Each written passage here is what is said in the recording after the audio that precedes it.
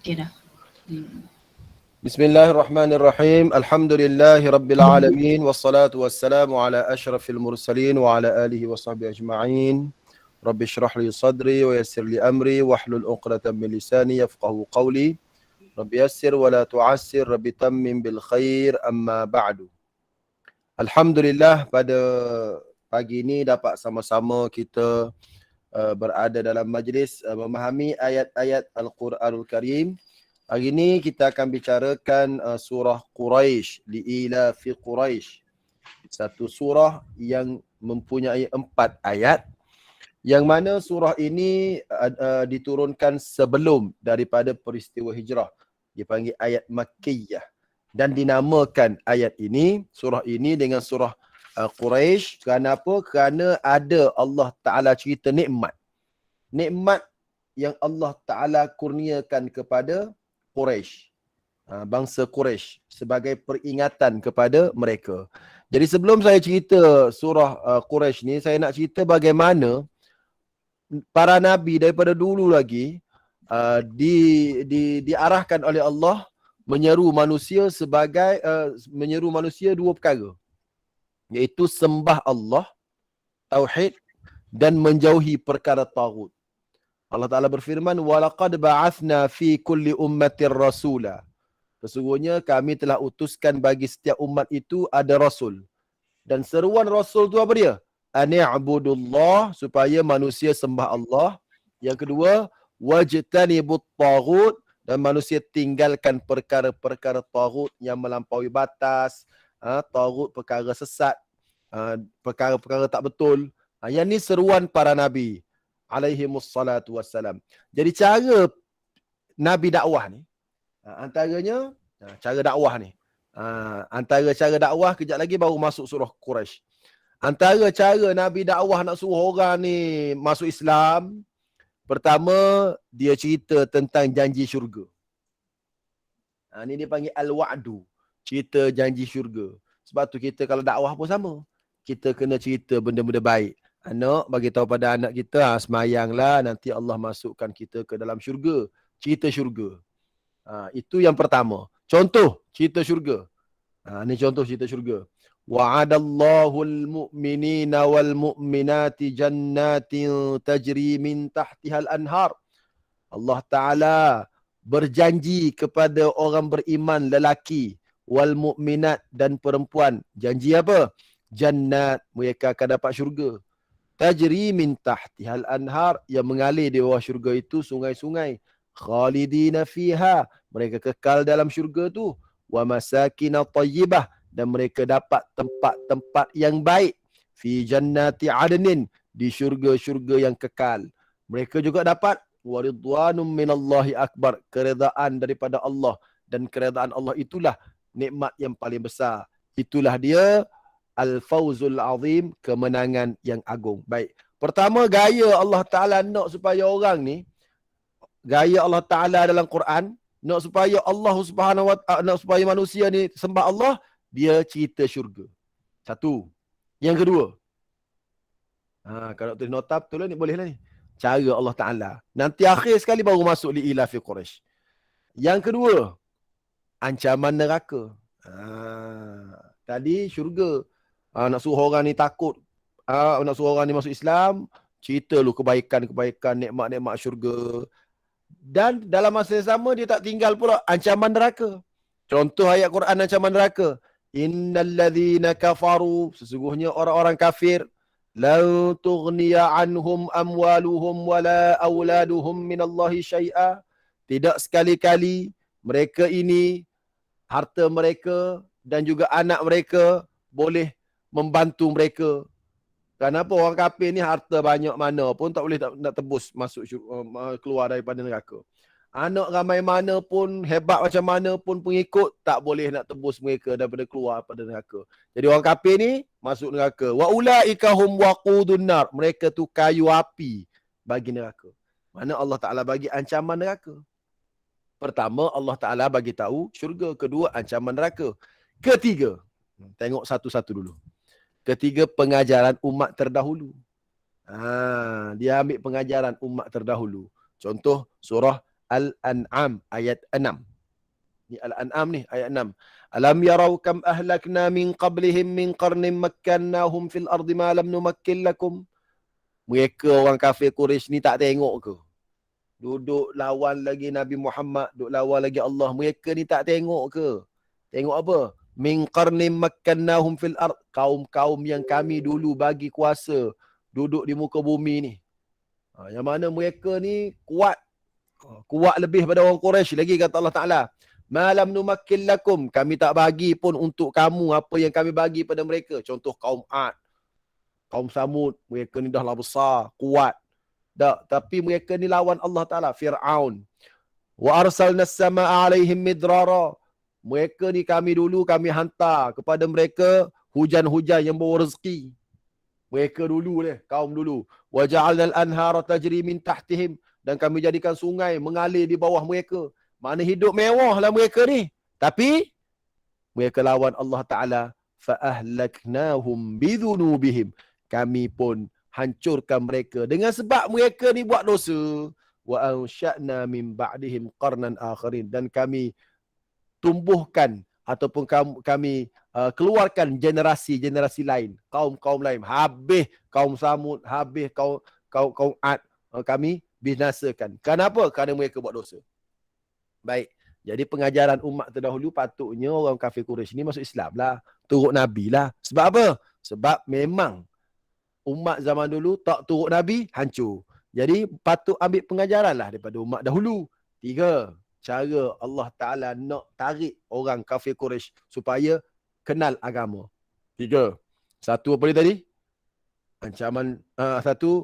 Janji syurga. 2. Ancaman neraka. 3. Pengajaran umat terdahulu. 4. Logik akal.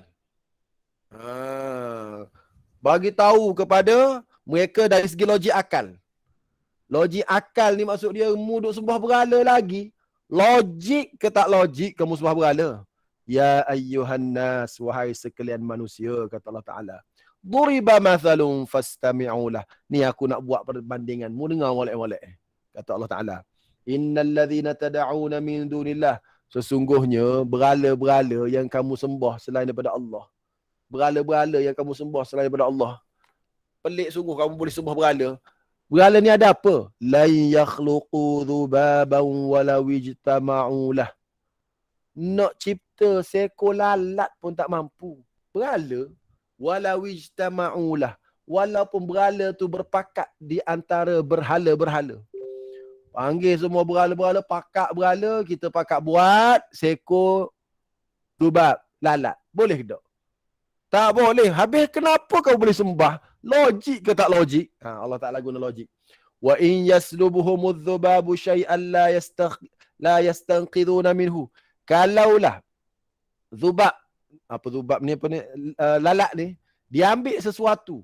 Contoh lalat ni pergi hinggap dekat makanan. Lama-lama makanan tu jadi bernajis, kotor. Menguraikan. Tu ada juga kelebihan lalat. Dia menguraikan benda yang macam najis-najis kan. Dia pergi, dia uraikan. Jadi cepat hilang lah. Dia kata, Allah Ta'ala kata, kalaulah lalat tu pergi ambil sesuatu, kamu tak mampu nak selamatkan sesuatu tu. Kalau lalat dah pergi duduk atas kuih ke, lalat dah pergi duduk atas makanan ke, kalau banyak sangat sampai ada kuman kat situ, kamu nak selamat daripada kuman tu susah, dia kata. Nak bagi tahu power yang Allah Ta'ala bagi pada lalat. Walaupun kecil, bahaya. Tapi berhala tak boleh buat. Logiknya kau boleh sembah lagi. Tak menasabah. Sembah juga. Okey, 4. Cara logik akal. Jadi Allah Ta'ala nak supaya manusia ini sembah Allah. Pertama, Allah janji syurga. Kedua, Allah ancam neraka. Ketiga, Allah Ta'ala cerita umat terdahulu. Yang keempat, Allah guna logik akal. Supaya manusia ni fikir. Baik. 4. Yang kelima, Allah cabar. Dengan mukjizat Quran. Cabar. Dia cabar. Mula-mula sekali dia cabar.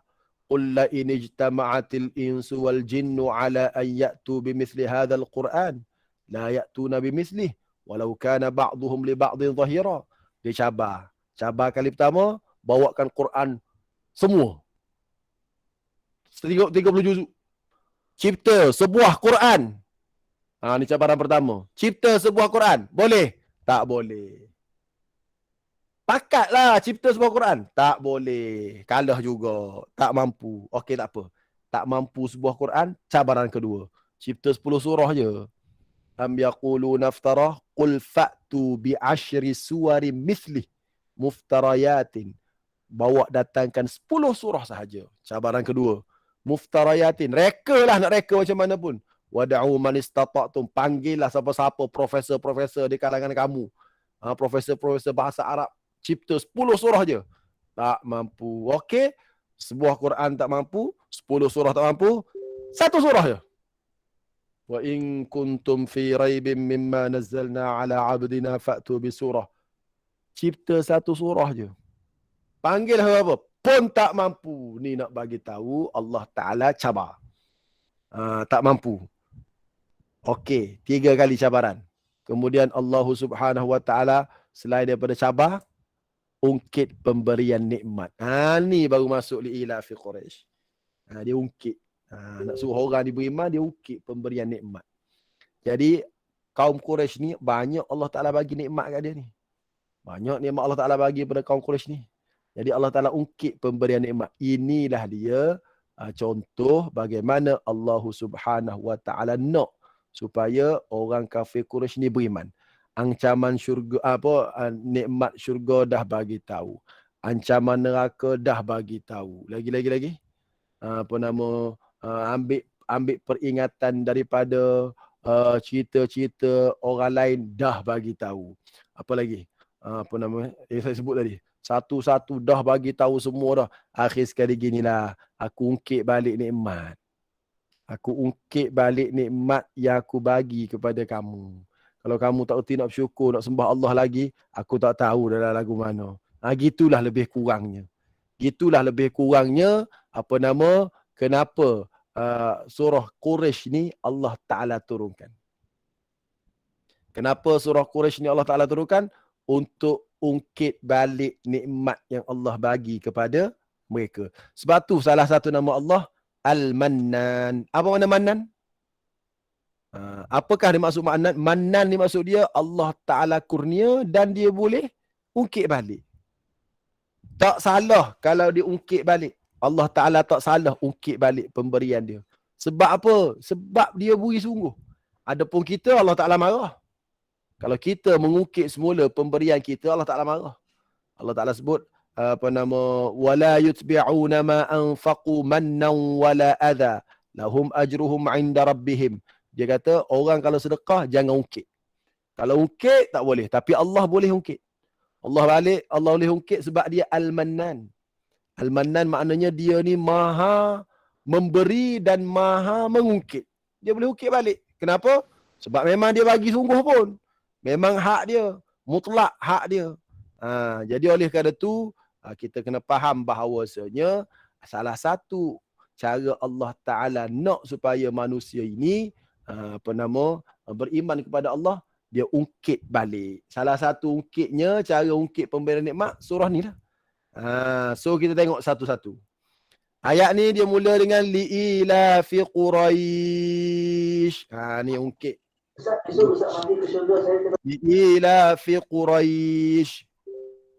إيلافهم رحلة الشتاء والصيف فليعبدوا رب هذا البيت الذي أطعمهم من جوع وآمنهم من خوف.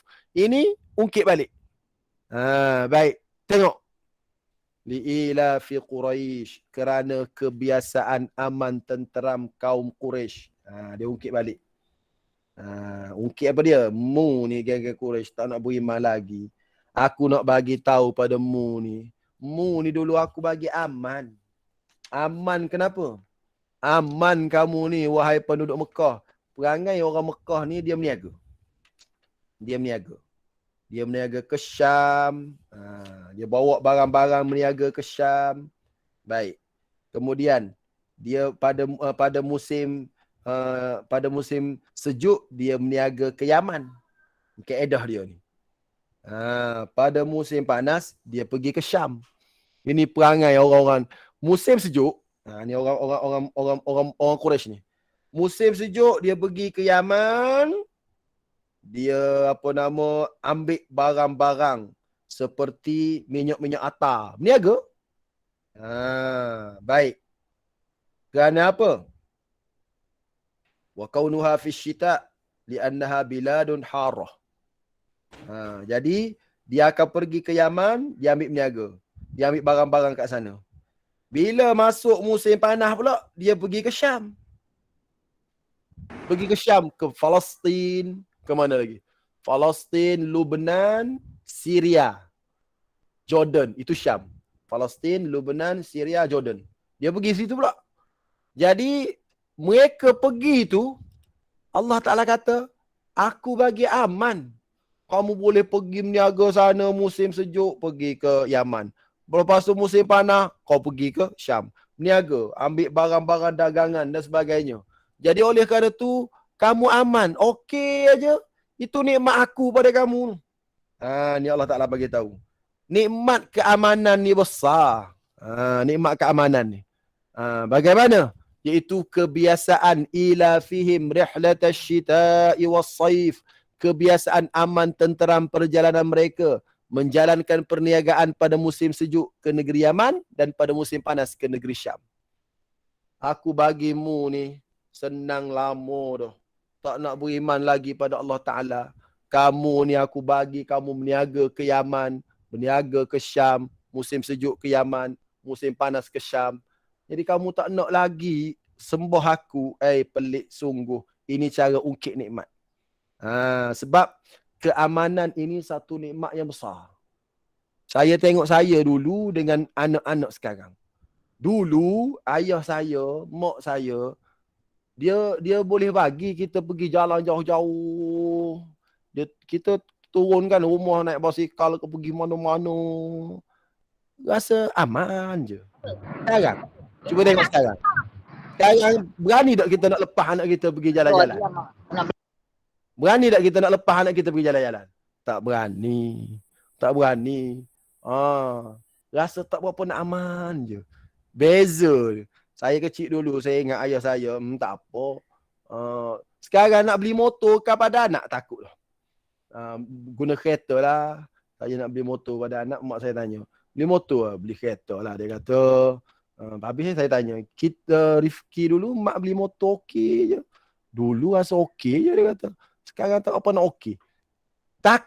Ketakutan. Maknanya kalau Allah Ta'ala tarik nikmat rasa keamanan ni, dulu rasa aman je nak pergi mana-mana. Sekarang nak pergi masjid pun rasa tak apa nak aman. Sekarang. Sebab COVID ni. Jadi nak bagi tahu bahawasanya kita ni tuan-puan, kalau Allah Ta'ala tarik nikmat keamanan, menakutkan. Menakutkan. Amat menakutkan. Jadi oleh kerana Allah Ta'ala bagi nikmat keamanan, kita kena syukur banyak-banyak. Saya pergi Thailand. Bawa kereta dengan Ustaz Razali. Balik daripada ceramah di Naratiwat, orang call Ustaz Razali. Ustaz, jangan lalu jalan ni. Baru ada letupan bom. Ustaz lalu jalan lain. Saya dengar letupan bom tu, takut saya. Ustaz Razali relax. Saya tanya, kenapa? Anda tak rasa apa? Biasa sini. Kejap bom sana, kejap bom sini. Kita bukan main takut lagi. Kita takut. Sudahlah. Kena bom aku naik lah. Kita sebab nikmat keamanan kita kat Malaysia ni, jadi kita takut lah.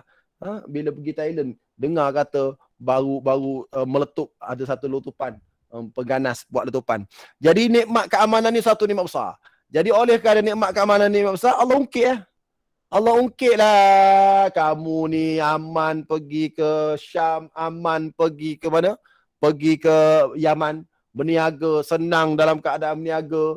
Baik, kalau aku bagi nikmat keamanan ni, patutnya kau sembahlah aku, kata Allah Ta'ala. Patutnya kau sembahlah Allah Ta'ala yang bagi nikmat keamanan ni. Tapi orang kafir Quraisy ni tak nak sembah Allah Ta'ala. Lawan Nabi Muhammad sallallahu alaihi wasallam, Allah Ta'ala bagi tahu, falyabudu. Maka hendaklah mereka menyembah. Menyembah siapa? Rabb hadzal bait. Tuhan yang menguasai rumah ini. Baik, kenapa Allah Ta'ala kata Tuhan yang menguasai rumah ini? Kerana orang kafir Quraisy percaya Baitullah ni ada Tuhan. Dia tahu Kaabah tu ada Tuhan. Bukti dia tahu Kaabah ada Tuhan ketika berlaku peristiwa tentera Abraha nak hancurkan Kaabah. Saya dah cerita ni. Bagaimana dalam kitab tafsir Hamka sebut bagaimana Abraha ni pergi rampas kambing. Pandai Abraha ni. Dia pergi rampas kambing orang-orang Mekah, pergi letak satu tempat, rampas. Kemudian dia bagi tahu pada orang Mekah, hantar utusan, nak balik kambing, panggil Tok Pengulumu, kita bincang. Kata Abraha. Kita bincang.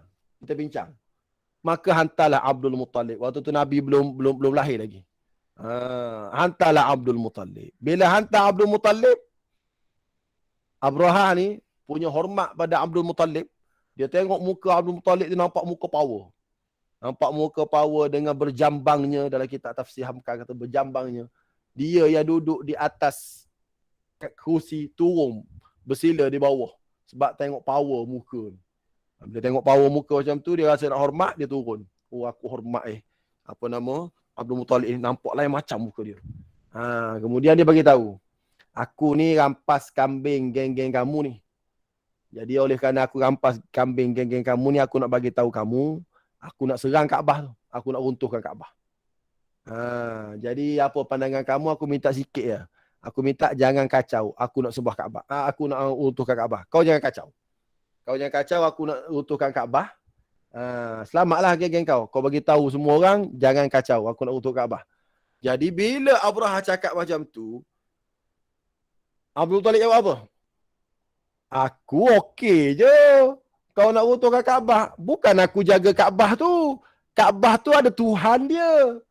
Allah jaga Kaabah. Tengok dia beriman. Kalau kau nak buat, kau tengoklah apa yang Allah Ta'ala buat kat kau. Aku datang ni sebab aku ni nak tuan kepada kambing. Oleh kerana aku ni tuan kepada kambing, sebab kamu tangkap kambing aku nak ambil baliklah kambing aku dengan kambing rakyat aku. Aku ni tuan kambing. Untuk pengetahuan kau, tuan Kaabah tu Allah. Jadi kalau kau nak runtuhkan Kaabah, kau tengoklah Allah buat macam mana kat kau. Adapun aku tuan kambing, aku jagalah kambing aku. Terkejut Abraha. Kau ni bukan main lagi, aku hormat kau, ingat ke power sangat. Orang nak runtuhkan Kaabah, kau relax je. Aku bukan tuan Kaabah. Aku ni tuan kambing. Bila aku tuan kambing, aku datang selamatkan kambing. Kaabah tu Allah tuan dia. Pandai dah dia selamatkan Kaabah.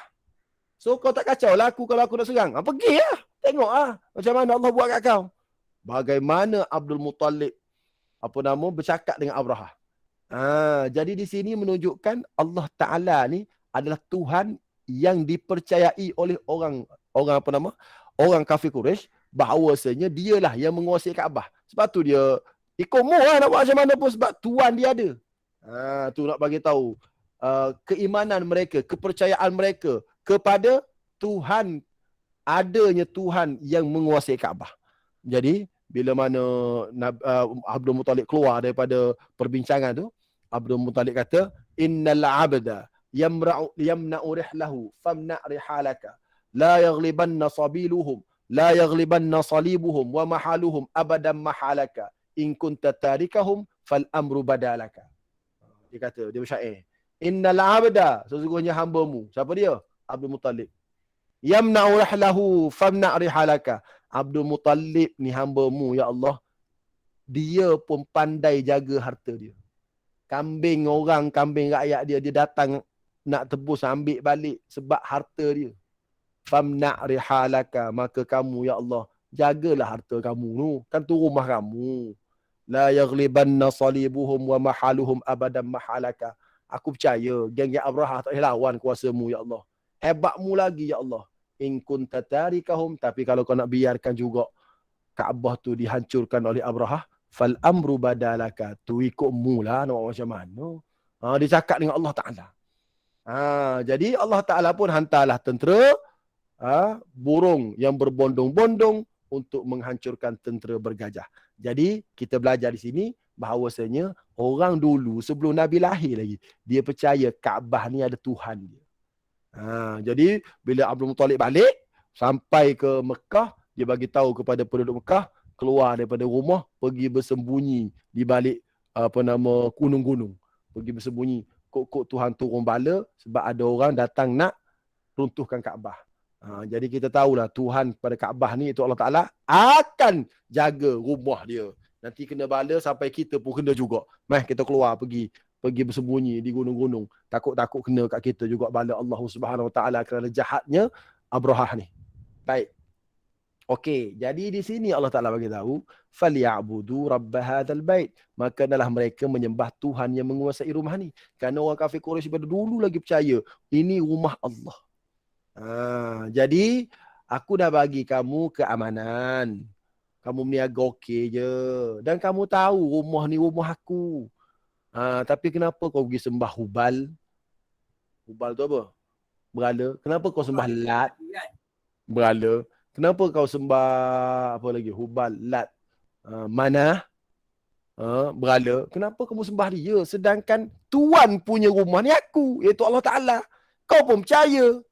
Ni nak bagi tahu orang kafir Quraisy ni, ada yang dia percaya, tapi dia percaya Allah Ta'ala ni sebagai Tuhan yang jaga rumah. Wala in sa'altahum man khalaqas samawati wal ard la yaqulunna Allah. Kalau kamu tanya mereka siapa cipta langit dan bumi, mereka akan kata Allah cipta langit dan bumi. Tapi bila Nabi kata sembah Allah, dia tak dapat terima. Bila Nabi kata la ilaha illallah, tiada Tuhan melainkan Allah, yang berhak disembah, dia tak dapat terima. Jadi Allah Ta'ala bagi tahu, maka hendaklah mereka menyembah Allah, Tuhan yang menguasai rumah ini. Sebab tu Allah Ta'ala ungkit perkataan Rabb. Rabb kepada hadzal bait. Rabb kepada rumah ni. Sebab orang kafir Quraisy ni dia percaya itu rumah Allah. Tapi dia tak sembah Allah Subhanahu Wa Ta'ala. Baik. Maka kata Allah Ta'ala, "Falyabudu." Kamu kena sembahlah Tuan punya Tuhan kepada rumah ini. Macam mana Allah Ta'ala ni? Allah Ta'ala ni kata Allah, "Allazi at'amahum min ju'." Dia ungkit lagi pemberian. Yang mana Tuhan ni lah yang beri kamu penghidupan. Apa dia penghidupan? At'amahum min ju'. Dia menyelamatkan mereka dari kelaparan. Mu tak lapar selama ni sebab Allah Ta'ala yang bagi. Tapi kamu tak sembah Allah. Oh, teruknya. Sebab tu saya kadang-kadang tengok orang tak semayang itu, kita fikir, boleh dia tak semayang. Pagi-pagi bangun, tak semayang subuh, pergi makan roti canai. Allah izin dia makan roti canai. 3 keping pula tu. Makan, bukan main banyak. Lagi boleh makan. Tapi sembah Allah tak. Pelik sungguh lah. Kita patut rasa pelik orang tak semayang. Tak sembah Allah. Tapi benda-benda lain Allah bagi kat dia banyak nikmat. Pelik sungguh. Jadi Allah Ta'ala ungkit. Aku yang bagi kamu makan ni, wahai orang kafir Quraisy. Tapi kamu tak nak sembah Allah juga. Satu lagi. Wa amanahum min khawf. Dan aku, kata Allah Ta'ala, dia yang amankan orang daripada ketakutan. Jadi, Allah yang amankan orang daripada ketakutan. Allah yang bagi makan pada orang. Allah sebut sifat ni. Sebab itulah kita ni, bila dapat nikmat boleh makan, kita kena baca doa makan. Saya dah sebutkan doa makan dulu yang dapat Allah Ta'ala ampunkan dosa. Doa makan ni ada 2 versi. Versi yang popular dan versi yang pahala banyak. Versi yang popular, Alhamdulillahilladzi at'amana, segala puji bagi Allah, Tuhan yang bagi kami makan. Wasaqana, Tuhan yang bagi kami minum. Waja'alana minal muslimin, dan Tuhan yang cipta kami sehingga kami jadi orang Islam. Itu versi yang popular. Versi yang Nabi janjikan, siapa baca doa ni waktu sudah makan, Allah ampun dosa dia yang dulu dan yang akan datang. Versi ni jarang orang baca. Alhamdulillahilladzi at'amani hadha at-ta'ama wa razaqanihi min ghairi haulin minni wala quwwah. Nabi kata siapa-siapa sudah makan baca doa tadi, maka Allah Ta'ala akan ampunkan dosa dia yang dulu dan yang akan datang. Yang ni jarang orang baca. Sedangkan yang ni yang lagi power. Power macam mana? Powernya doa ni, Allah ampun dosa yang dulu dan yang kedian. Alhamdulillah alladzi at'amani hadha at-ta'am wa razaqanihi min ghairi haulin minni wala quwwah. Saya rasa saya dah share kan? Ke belum? Dah share doa ni. Lupa lah. Pernah share doa ni? Dah pernah share? Nanti saya balik Ustaz. Ha? Saya dah share ke doa ni? Kat dalam kuliah ni. Puan Hajah Sariah. Dah. Terlupa. Ustaz, bolehlah share Ustaz. Boleh share? Share lagi, bolehlah share lagi. Oh, share pula. Okey, tak apa. Alhamdulillahilladzi at'amani hadha at-ta'am wa razaqanihi min ghairi haulin minni wala quwwah. Sebab Allah Ta'ala bagi makan. Bila Allah Ta'ala bagi makan, maka kita pun kena apa nama? Kena terima kasih pada Allah. Cara nak terima kasih pada Allah yang disebut dalam apa nama? Dalam hadis yang disebut ialah dua cara. Tapi cara yang kedua yang tak berapa nak apa nama, tak berapa nak popular ni, yang ni lagi besar pahala dia. Lepas makan allazi at'amahum min ju' ni, Allah Taala bagi kita makan sampai kenyang ni. Kita pun doa alhamdulillah. Mula-mula segala puji bagi Allah. Allah mana? Allazi at'amani, yang alhamdulillah. Allazi at'amani, yang mana Allah Ta'ala yang bagi aku makan. Hadha ta'am, makanan ini. Apa dia makanan ini ni? Makanan ini nasi lemak ke, lontong kering ke, tak kira lah. Hadha ta'am wa razaqani, dan Allah Ta'ala juga yang bagi aku rezeki min ghairi haulin minni, tanpa aku ada apa-apa kekuatan dan daya, min ghairi haulin minni wala quwwah, dan tidak ada apa-apa kekuatan. Alhamdulillahilladzi at'amani hadha at-ta'am wa razaqanihi min ghairi haulin wa razaqani min ghairi haulin minni wala quwwah. Okey, baik. Ini doa dia. Doa lepas makan, Nabi janji sallallahu alaihi wasallam, siapa baca doa ni lepas makan, Nabi janji Allah ampun dosa dia yang dulu dan yang akan datang. Jadi, tak baca, rugi lah. Makan hari-hari kan? Masuk sekali tau. Sekejap. Hari-hari makan kan? Hmm. Makan hari-hari, baca doa. Ustaz, selama saya baca Alhamdulillah at'amana, tak betul. Tak apa, Alhamdulillah at'amana wa saqana, betul. Tapi oleh kerana ada juga hadis sahih ni, dan dari segi kekuatan hadis, yang ni lebih sahih.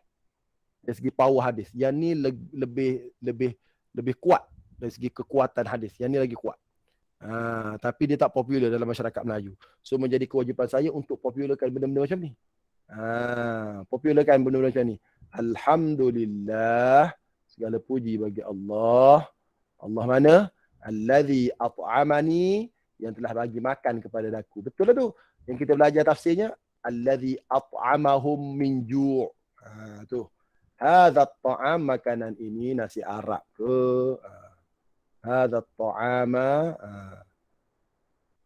wa razaqani, Allah Ta'ala bagi rezeki. Siput sedut ke, kok nak makan siput sedut tengah hari ni. Baru ni pergi beli siput sedut kat situ.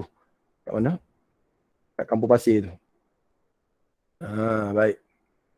Apa? Rezeki Allah Ta'ala. Jadi sudah makan tu bacalah. Wala alhamdulillahillazi at'amani hadha at-ta'am wa razaqanihi min ghairi haulin minni wala quwwah. Inilah dia doa yang nak menyatakan apa dia? Kesyukuran kita. Kesyukuran kita kepada Allah Subhanahu wa Ta'ala, yang Allah Ta'ala ni at'amahum min ju'. Itu satu. Jadi perlulah kita faham maksud allazi at'amahum min ju', Allah yang bagi kita makan dan selamatkan kita daripada kelaparan. InsyaAllah lepas ni baca doa ni. Dan baca doa satu lagi. Dua-dua. Baik. Satu lagi Allah Ta'ala bagi tahu. Selain daripada nikmat bagi makan yang menyebabkan kamu ni kena sembah aku, satu lagi nikmat wa amanahum min khauf. Nikmat Allah Ta'ala bagi keamanan daripada ketakutan. Jadi, bila Allah Ta'ala bagi keamanan daripada ketakutan, nikmat besar ni, kalaulah kita tengok orang kena uji, patut kita bacalah doa juga. Alhamdulillah. Sebab kita takut. Contohlah, kita dengar orang kena uji dengan ujian kanser. Contoh, kita pun bacalah doa. Supaya, Nabi kata, siapa baca doa ni, ketika mana dia tengok orang lain kena uji, dan kita takut kita kena uji macam dia kena uji, maka baca doa ni. Bila kamu baca doa ni, pasti Allah Ta'ala selamatkan kamu daripada ujian tersebut. Doa mana? Pernah hafal kan? Dah bagi tahu dah juga dulu. Apa doanya? Alhamdulillah alladhi. Ingat tak? Banyak kali dah ngajar ni.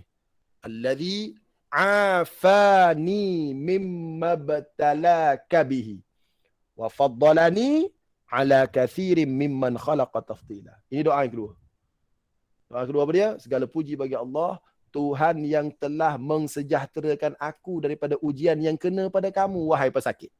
Tapi jangan baca depan dia lah. Dia kena kanser, kita baca Alhamdulillah depan dia, sedih pula dia. Kita baca belakang dia, keluar daripada ward, tengok dia kena kanser, teruknya kita buat Alhamdulillah. Alladhi afani mimma ibtalaka bihi, segala puji bagi Allah, Tuhan yang selamatkan aku daripada ujian yang kena pada kamu. Wa faddalani ala kathirin mimman khalaqa tafdila, dan Tuhan yang telah lebihkan aku daripada makhluk-makhluk lain. Bila kita baca doa ni, kata Nabi, dia takkan kena apa yang diuji oleh kawan kita.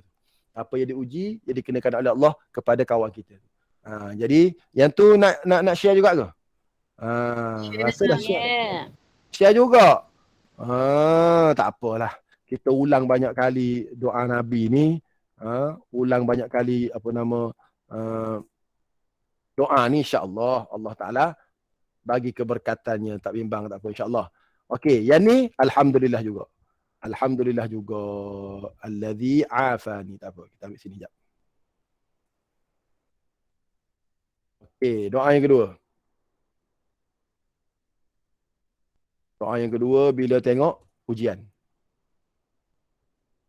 Sekejap. Alhamdulillahilladzi afani.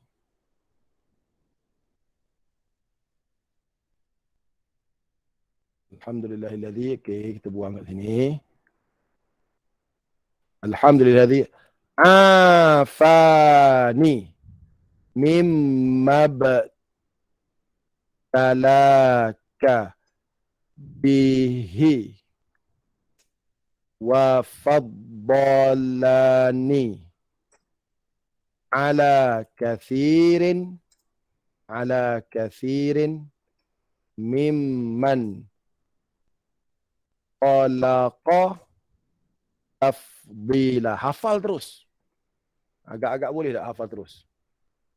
Waktu kecil-kecil dulu boleh saya hafal. Waktu belajar lah. Sekarang dah slow dah. Dah tidak selancar dulu cara hafazan. Lambat. Nak banding dengan dulu lah. Dulu muda lagi. Alhamdulilladzi afani mimma btalaka bihi. Mimma btalaka bihi. Segala puji bagi Allah yang telah sejahterakan aku daripada bala yang Allah Ta'ala kenakan kepada kamu. Wa faddalani, dan segala puji bagi Allah, Tuhan yang beri lebih kepada aku, kelebihan kepada aku daripada makhluk-makhluk lain dengan banyak kelebihan. Baca doa ni, insya-Allah, tengok siapa-siapa kena kanser ke, siapa-siapa kena COVID ke, kita doa supaya Allah Ta'ala sihatkan dia dan Allah Ta'ala selamatkan kita daripada ujian yang dikenakan oleh Allah kepada mereka. Amin, amin, ya Rabbal Alamin. Ni yang kedua. Dapat dua doa ni padan lagi ni. Boleh berhenti dah belajar ni hari ni. Berhenti awal pun tak apa. Saya ada satu lagi kuliah. Okey dah. Apa present. Okey. Ini yang kedua. Doa ketika tengok orang lain kena bala. Okey? Okey, jadi itulah tafsiran kepada allazi at'amahum min ju'. Patutnya kamu sembahlah Allah, wahai kafir Quraisy. Allah ni yang mana? Allah tuan punya Kaabah ni. Tuan punya rumah ni. Baik. Dia ni siapa? Allazi at'amahum min ju'. Dialah yang bagi kamu makan. Patut sembah Allah. Maka bila dia bagi kita makan, kita pun alhamdulillahillazi at'amani hadha at'am wa razaqanihi min ghairi haulin minni wala quwwah. Kita baca doa tu, apa kelebihan? Allah ampun dosa dulu dan dosa akan datang. Satu lagi Allah Ta'ala mention dalam surah ini, Allah Ta'ala bagi tahu wa amanahum min khauf. Allah lah yang amankan mereka daripada ketakutan. Jadi kita pula bila kita tengok sesuatu benda yang menakutkan, orang kena tu, orang kena ni, takutlah kitanya. So kita nak rasa aman daripada ketakutan tu, patutnya kita puji Allah sebab Allah uji dia, Allah tak uji kita. Maka kita baca alhamdulillah alladhi afani mimma batalaka bihi wa faddalani ala kathirin mimman khalaqa tafdila. Apa kelebihan baca doa ni? Kita tak kena apa yang Allah uji kepada orang lain. Okey, cukuplah dapat dua doa ni. Jadi ada soalan. Sebab saya 9.30 ada ceramah lagi ni. 9.30 ada satu ceramah lagi ni. Ceramah Maulid di sekolah Taman apa? Taman Tun Aminah. Tapi ceramah secara online. Lepas tu petang ni, lepas daripada Zuhur, ada ceramah 15 benteng diri daripada sihir. Siapa nak masuk, ada link dia. Dalam Zoom. Tu guna Zoom. Lepas tu malam ni ada pula ceramah tajuk membongkar kesesatan Syiah. Siapa nak masuk, boleh masuk. Nak tengok Syiah ni sesatnya kat mana. Ustaz, ya. Ustaz, malam ni kita start awal sikit boleh? Bukan pukul 9, 8.40 ke? Boleh, beres. Saya tulis 8.40. Okey, boleh. Itulah dia apa nama tafsiran bagi surah Li'ilafi Quraisy. Jadi kalau orang tanya Li'ilafi Quraisy ni macam mana? Allah ajar orang Quraisy supaya pandai sembah Allah kerana Allah bagi mereka nikmat. So ini cara Allah Ta'ala nak tarik orang kafir Quraisy supaya sembah Allah melalui Allah ungkit balik nikmat yang dia telah bagi. Orang pun tanya pula, apa lagi kaedah lain Allah Ta'ala nak supaya orang kafir Quraisy beriman? Ada lagi. Kaedah pertama, dia janji syurga. Kaedah kedua, dia ancam neraka. Kaedah ketiga, dia bagi pengajaran umat-umat terdahulu. Kaedah keempat, apa lagi? Ada kan tadi? Kaedah keempat apa? Lupa dah. Kaedah keempat, dia cabar. Dia cabar suruh datangkan Quran. Kaedah kelima, dia ajar logik akal. Kaedah ke-6, dia ungkit balik nikmat. Mana nikmat yang Allah Ta'ala ungkit? Ni lah nikmat Quraisy ni. Kamu tu dah lah bangsa Quraisy, niaga okey je, hidup aman je, aku bagi kau makan, tapi kau tak sembah aku. Aduh. Tu maksud ayat ni. Pendek je, tapi memberi gambaran yang hebat. Jadi kita sebagai umat Islam yang baca ayat ni, bila baca allazi at'amahum min ju', kita pun faham. Allah Ta'ala bagi aku makan. Selama berapa puluh tahun aku tak pernah lapar. Tak pernah lapar kita ni. Lapar, ulama dahulu tak pernah kenyang. Dia kata dia belajar ilmu, pernah berhari-hari tak pernah kenyang. Makan tapi taklah sampai kenyang. Sebab kuat belajar, makan sikit-sikit. Kita ni tak pernah lapar. Sebab lapar sikit je makan. Lapar sikit je makan. Tu kita. Jadi kalau setara tu lah Allah bagi kat kita, lapar sikit makan, lapar sikit makan, tak lapar. Jadi kalau tak baca doa macam-macam doa yang saya ajar hari ni, rasa sedih juga sepatutnya, muhasabah diri. Aku tak tahu doa lepas makan macam ni. Tahu satu tu pun belajar waktu tadika darjah 1 dulu. Lepas tu tak belajar, tak upgrade. Rupanya ada doa lagi power tentang doa lepas makan ni. Alhamdulillah masuk kelas hari ni dapat belajar doa lepas makan kerana ada ayat at'amahum min ju' wa amanahum min khauf. Okey, ada soalan? Nak tanya silakan.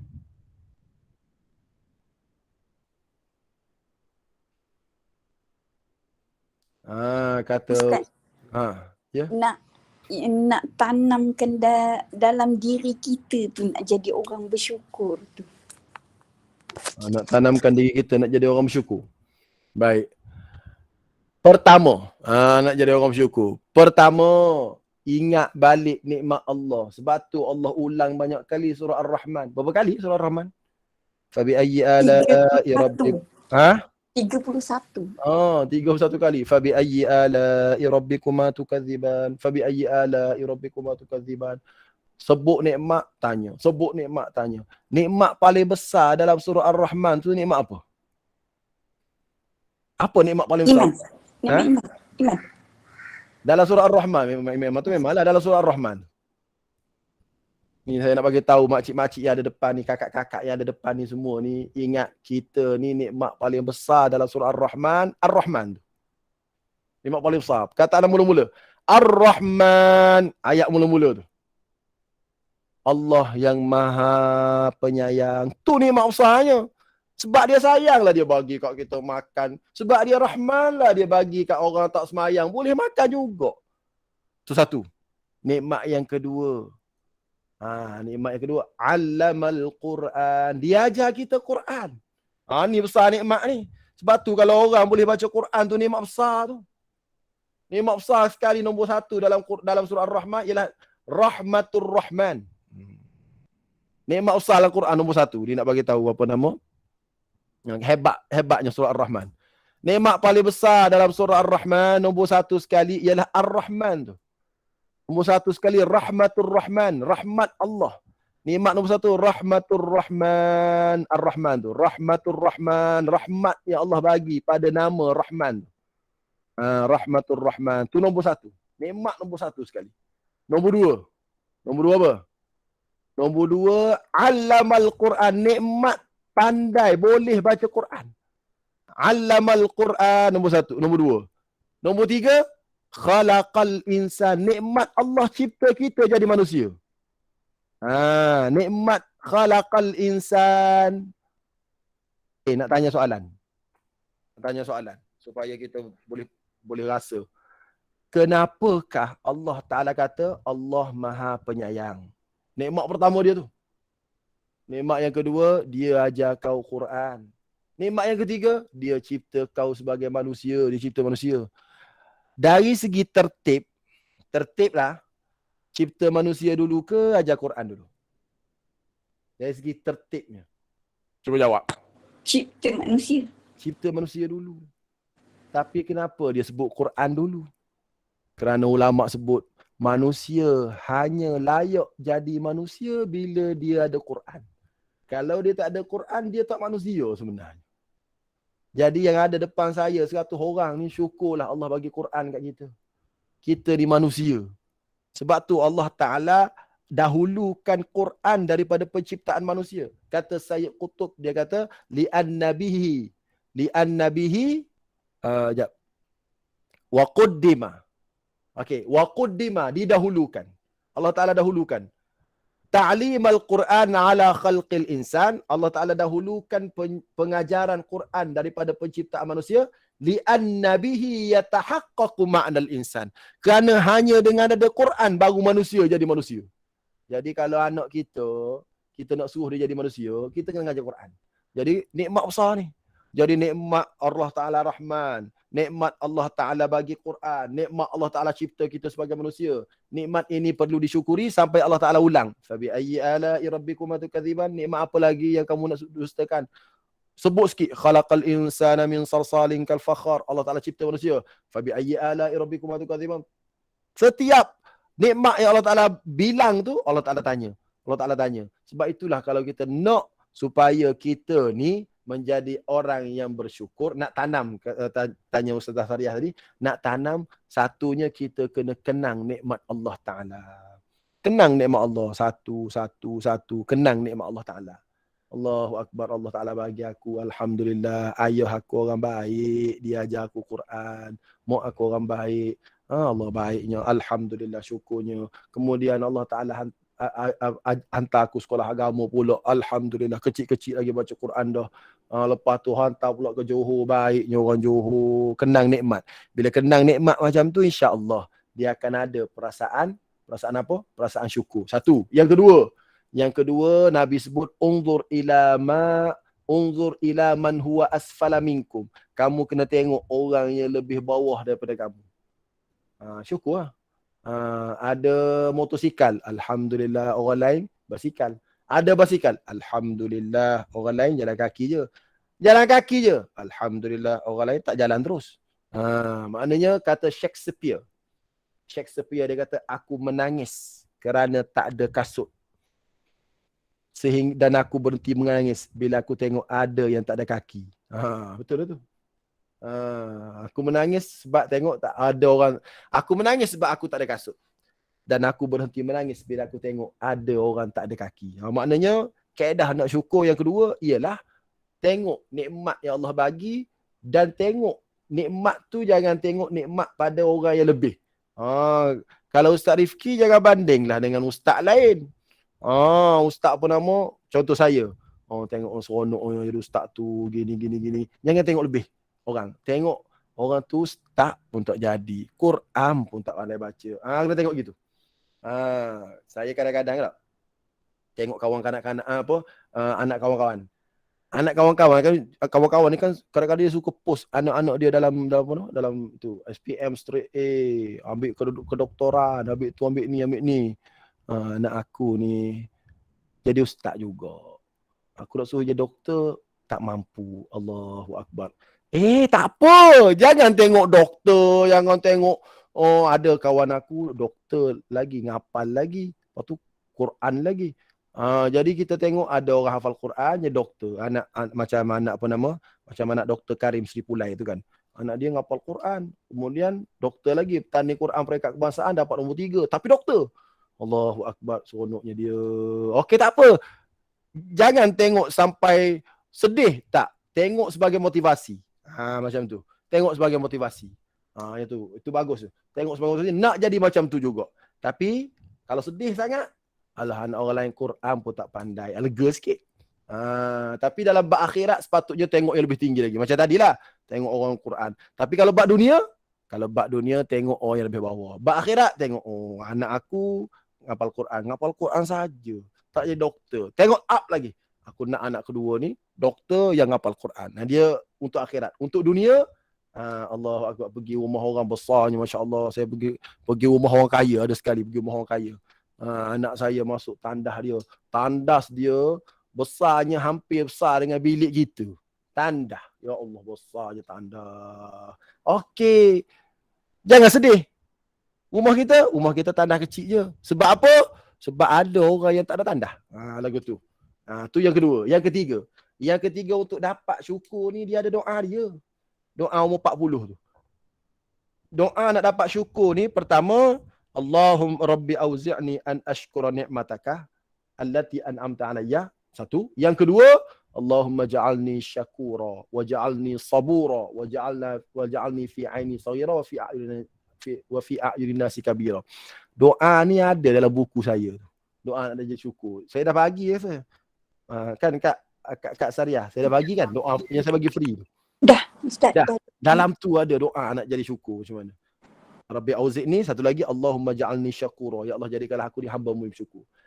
Maknanya pertama sekali saya ceramah saya pada hari ni, kalau kita dapat rasa kesyukuran yang tinggi sebab Allah bagi Quran kepada kita, sedangkan Quran itu nikmatnya lebih besar daripada penciptaan manusia, saya dah bersyukur dah hari ni ceramah saya mencapai objektif tu. Alhamdulillah, capailah objektif.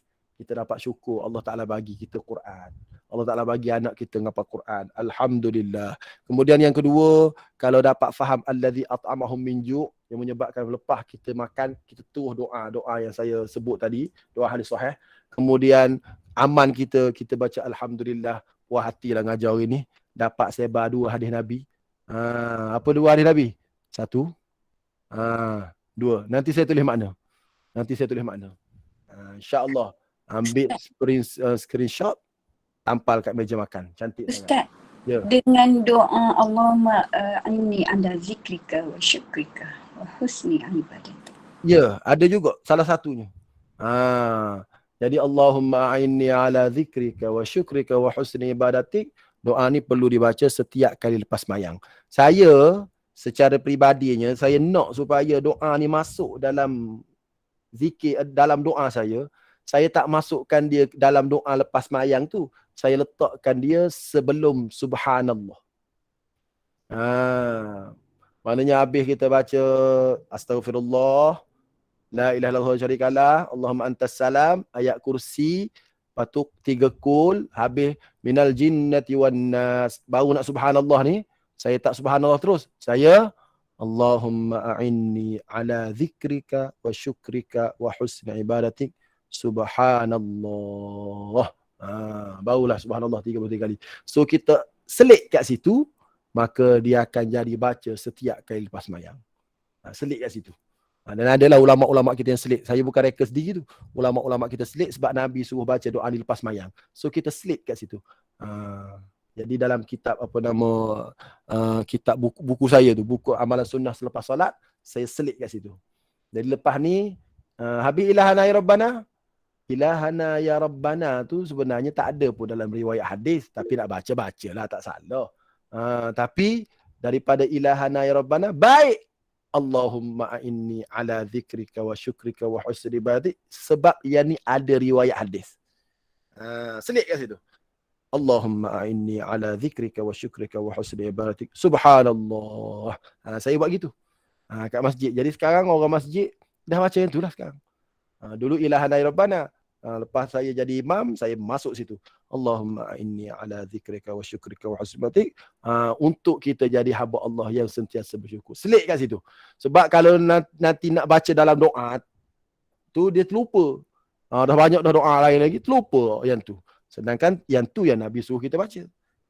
Satu lagi yang Nabi suruh selit kat situ juga, Allahumma inni as'aluka ilman nafi'a wa rizqan tayyiban wa amalan mutaqabbalan lepas subuh.